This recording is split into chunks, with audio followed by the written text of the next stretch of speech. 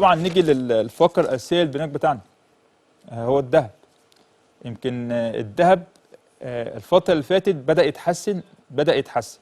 طيب يتحسن ازاي؟ يمكن الذهب الاسبوع ده سجل اعلى سعر عند 1952 دولار.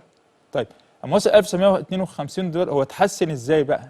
قصته بدات ازاي؟ يمكن الذهب كان اقل سعر، يمكن نزل اقل سعر من 5 شهور للعلم، يمكن وصل 1484 دولار. لما نيجي نتكلم لازم نقولها كل مره، احنا بنتكلم على سعر الذهب عالميا بتقاس بالأونصة والأوكية 31 جرام و10.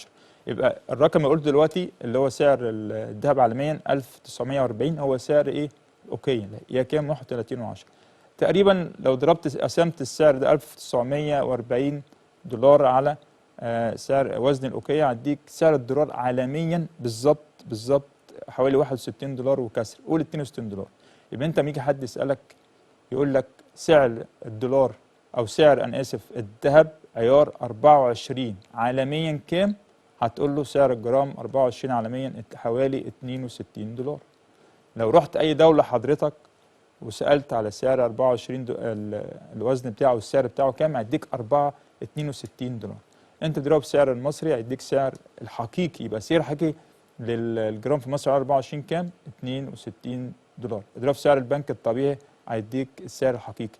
طيب يمكن في مصر سجل كام النهارده عيار 24؟ 2525 جنيه. معناه ايه؟ في استقرار كبير جدا في اسعار الذهب.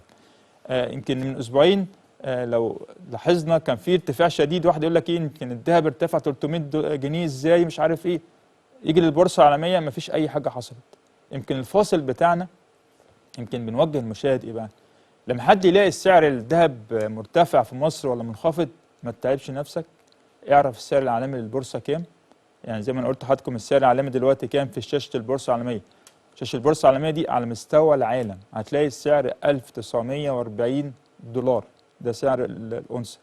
وانت ما تتعبش نفسك، خد الرقم ده قسمه 31 و10 هتعرف اوتوماتيك سعر الجرام في مصر عيار 24 ما يعادل السعر العالمي بكام؟ 62 دولار تقريبا. يعني تبدا تحسبها بالجنيه المصري وصل كام، يبقى انت بتعرف عامه. طيب ايه بقى اللي يحصل الاسبوع ده؟ توقعاتنا ايه في الذهب؟ طبعا الذهب احنا قلنا ايه دلوقتي؟ ارتفع. هو ارتفع ال 1952 كان اقل سعر 1912 دولار. كان في يمكن تحرك الذهب بشكل كويس جدا الاسبوع ده، يمكن حوالي اتحرك 40 دولار. طبعا معناه ايه؟ في سيوله، خلي بالكم. وكان عندنا الوظائف في امريكا يوم الجمعه. وظائف في امريكا يوم الجمعه يمكن ياما قلنا وياما عملنا الاخبار، سواء الخبر وظائف في امريكا الفيدرالي، اجتماع البنك المركزي الاوروبي او التضخم. ما هو الا حركه في السوق تاني، ما هو الا حركه في السوق. يعني مش اللي شفناه يوم الجمعه الساعه 3:30 شوف الذهب صعد لقد ايه؟ الذهب صعد الى 1952 دولار ونزل تاني ل 1934 دولار. شوف نزل حوالي، كل ده نزل، شوف كام؟ حوالي 18 تقريبا حوالي 18 دولار في اقل من نص ساعه وطلع تاني. معناه ايه؟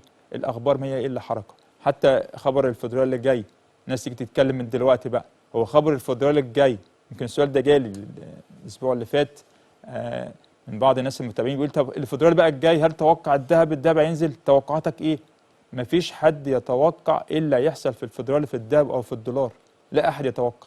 مع العلم طبعا زي ما حضراتكم عارفين ان الخبر الفدرالي ده كل العالم مستنين ايه؟ مستني سعر الفايده، هل تثبيت، هل هترتفع، ولكن لا احد يعلم غير الله طبعا ايه اللي يحصل في الفدرالي. ولكن احنا في اسواق المال بنمشي خطوه خطوه. نيجي بقى الاسبوع ده الذهب دلوقتي 1940 دولار.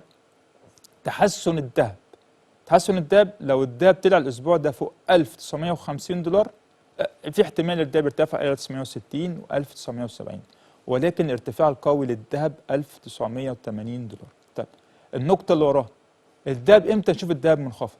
الرقم ده مهم جدا. لو الذهب نزل تحت 1880 دولار الذهب هينهار. تاني الذهب لو نزل تحت 1880 دولار الذهب هينهار.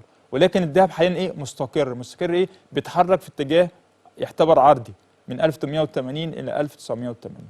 يبقى نقطة انخفاض القوية للذهب 1880، صعود الذهب القوي 1980. ده بالنسبة لتحليل الذهب. في نقطة مهمة جدا،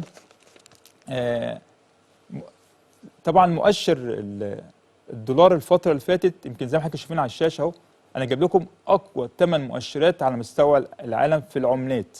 عندنا مؤشر اليورو، مؤشر الدولار، مؤشر طبعا الين الياباني، الجنيه الاسترليني، الاسترالي، النيوزيلندي، الفرنك النيوزيلندي، الدولار النيوزيلندي.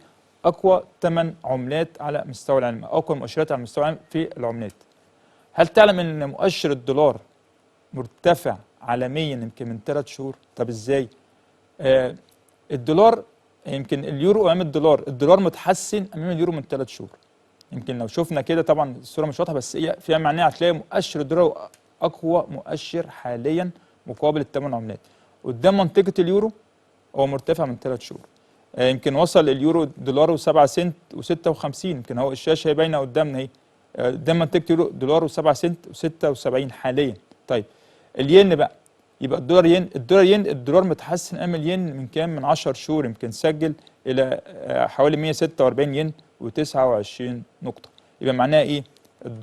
مؤشر الدولار متحسن امام سله العملات، امام اقوى سله العملات. طبعا هنطلع فاصل، وبعد الفاصل بقى نبدا نكمل البرنامج بتاعنا.